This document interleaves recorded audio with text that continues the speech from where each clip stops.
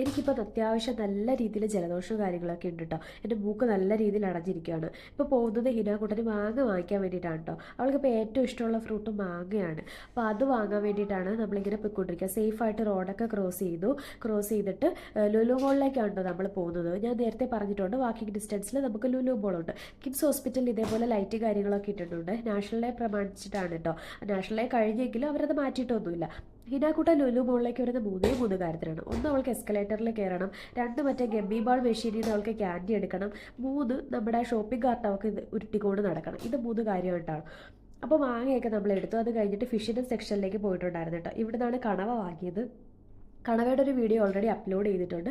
ഇഷ്ടപ്പെടുന്നവരാണെങ്കിൽ കാണുക, സപ്പോർട്ട് ചെയ്യുക. നമ്മൾ ഒരു ഒറ്റമുറി ജീവിതത്തിലെ കാര്യങ്ങൾ, കഥകൾ മാത്രമേ നമുക്ക് പറയാനുള്ളൂ കേട്ടോ. അത് ഇഷ്ടമില്ലാത്തവർക്ക് എന്തായാലും സ്കിപ്പ് ചെയ്ത് പോകാം. ഇഷ്ടപ്പെടുന്നവരാണെങ്കിൽ സബ്സ്ക്രൈബ് ചെയ്ത് സപ്പോർട്ട് ചെയ്യണം. ഇന്നത്തെ വീഡിയോ എത്രയുള്ളൂ. Tata, bye by.